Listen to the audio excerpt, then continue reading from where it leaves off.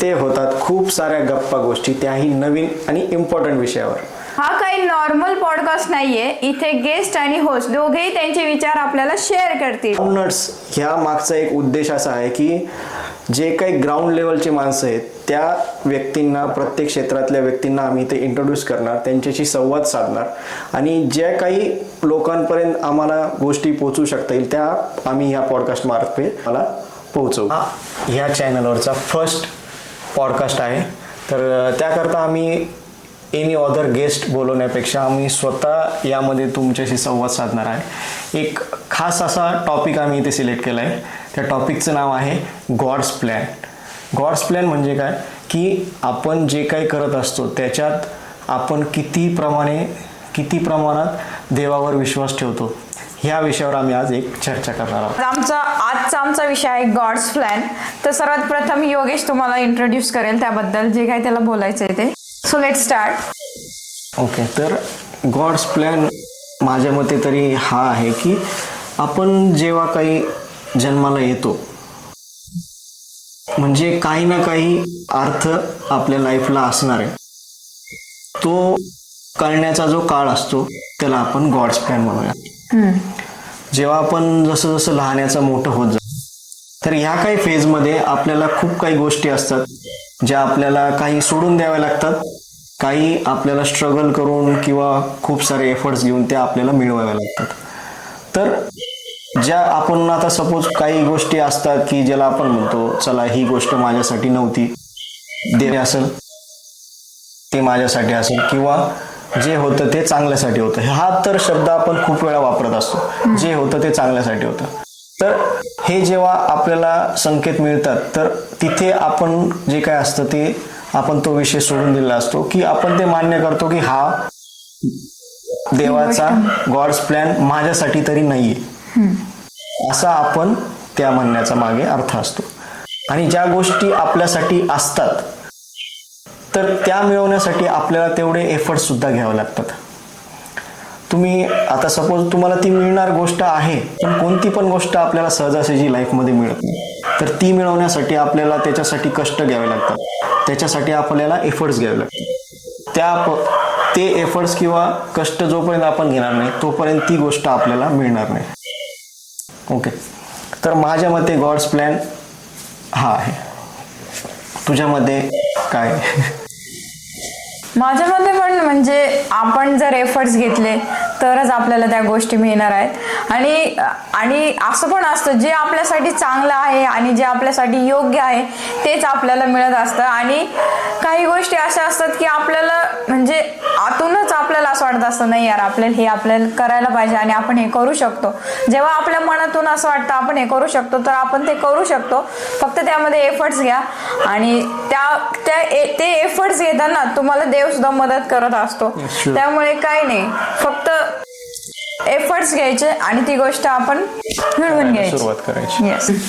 So मला या गोष्टीमध्ये अजून एक ऍड करायचं आहे की आपण आपल्या सगळ्यांच्या विचारसरणी ह्या वेगवेगळ्या असतात. माणूस बदलला की त्याची विचारसरणी बदलते.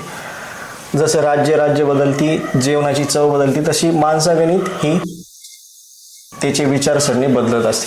तर मला इथे एक सांगायचं आहे की प्रत्येक माणसाच्या जीवनात त्याला त्याची जे काही पॅशन आहे ते ट्रिगर्ड होण्यासाठी एखादा इन्सिडेंट लागतो, म्हणजे किंवा इन्स्पायर होण्यासाठी, त्या गोष्टी करण्यासाठी इन्स्पायर होण्यासाठी त्याला एक ट्रिगर्ड पॉईंट लागत असतो. तर असे ट्रिगर्ड पॉईंट प्रत्येक माणसाच्या जीवनात ते कधीही येऊ शकतात, ॲट एनी एज. तुम्ही लहानपणी, मिड एज किंवा म्हातारपणी सुद्धा तुम्हाला काही पॅशन तुमच्या कळू शकतात. फक्त तिथे ट्रिगर पॉइंटची एक गरज असते. म्हणजे आपण या दुनियेमध्ये आलोय तर आपल्याला काहीतरी करायलाच पाठवलं देवाने, हे आपण लक्षात ठेवायचं. येस. तर त्यासोबत सुद्धा आपल्याला आपल्या पॅशन जपायचे आहेत. गॉड्स प्लॅन जे काही आपल्यासाठी आहे ते आपल्याला मिळणार, पण त्याच्यासाठी आपण किती एफर्ट्स घेतो हे सुद्धा इम्पॉर्टंट आहे. तू एखादी गोष्ट तुझी शेअर करू शकतो की तू असा विचार केलाय की मला हे करायचंय किंवा मला हे हवंय, तर तू काही गोष्टी शेअर करू शकतो की त्या तुला मिळाल्या. आहेत. अशा भरपूर गोष्टी आहेत की म्हणजे मी तर एक असा व्यक्ती आहे की जो मंदिरात जातो, देवाला खूप प्रमाणात मानतो आणि तेवढाच विश्वासही देवावर आहे. काही गोष्टी असतात त्या आपल्याला देवाकडे प्रार्थना करावी लागते तेव्हाही मिळतात. इथे एक्झाम्पल म्हणून मला माझ्या लाईफमधल्या काही गोष्टी शेअर कराव्याशा वाटतील.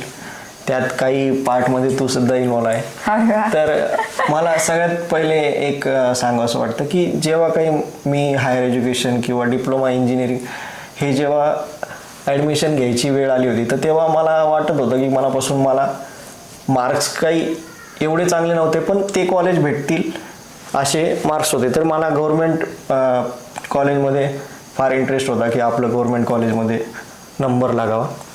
तर मला असं मनापासून मी ते मागत गेलो. म्हणजे असं खूप काही असं मी साकडे घातले अशा गोष्टी नाही, पण मी मनापासून त्या विचार करत गेलो.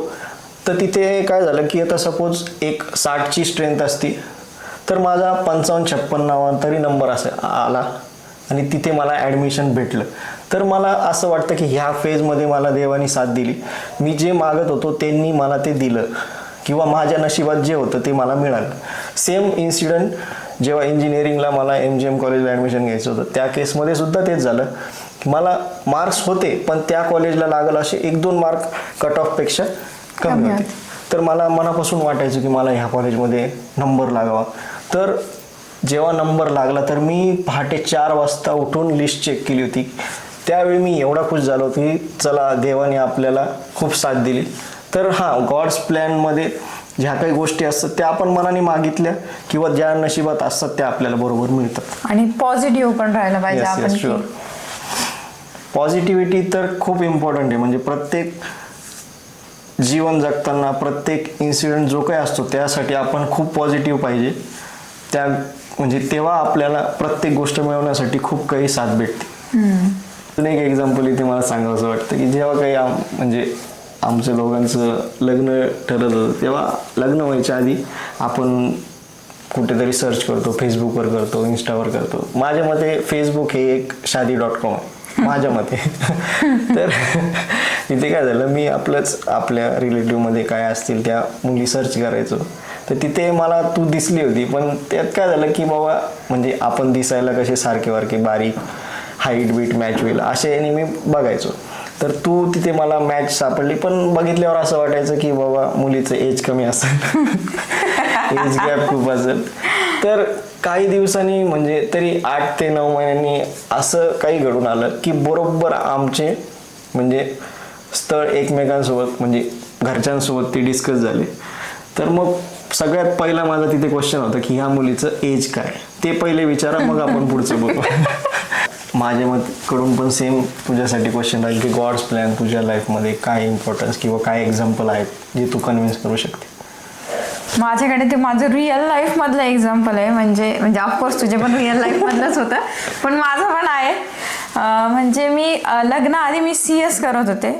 CS करताना एक्झिक्युटिव्ह लेवलमध्ये माझा एक फर्स्ट ग्रुप क्लिअर पण झालेला आहे.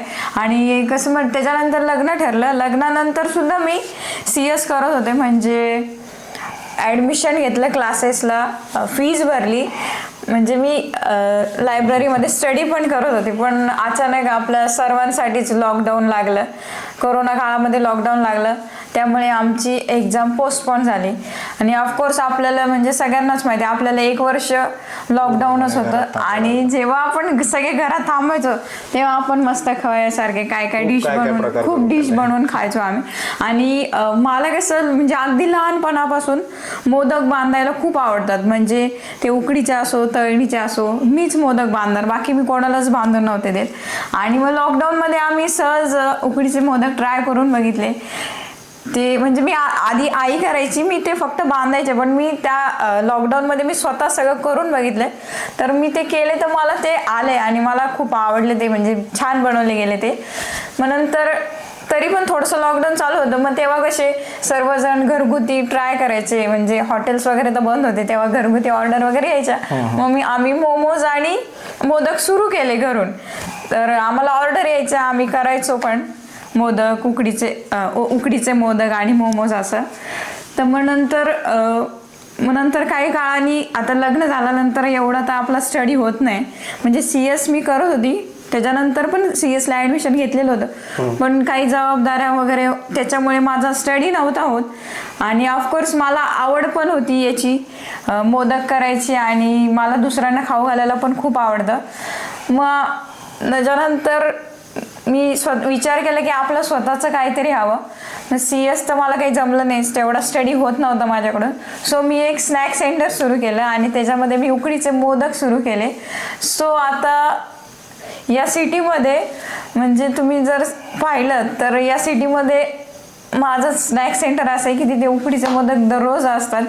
सो मग हे पण एक गॉड्स प्लॅन मध्येच असतं, असं म्हणू शकतो. हा गॉड्स प्लॅन आहे. गॉड्स प्लॅन मध्येच आहे. मी इथे सांगू शकतो की आपण इथे म्हणू शकतो आता की तुझ्यासाठी ट्रिगर पॉइंट हा लॉकडाऊन किंवा कोविड आहे. म्हणजे तुला तिथून डायव्हर्जन, म्हणजे तुझ्यासाठी काय आहे हे बघण्यासाठी जो वेळ गेला त्याला आपण तिथे ट्रिगर पॉइंट. म्हणजे मला CS पण छानच आहे, पण मला दुसऱ्यांना खाऊ घालणं किंवा मला मोदक बांधणं याच्यामध्ये खूप आनंद मिळायचा. म्हणजे माझी पॅशन ती होती की आपण सगळ्यांना खाऊ घालूयात किंवा काही पण वेगवेगळं बनवून बघूया.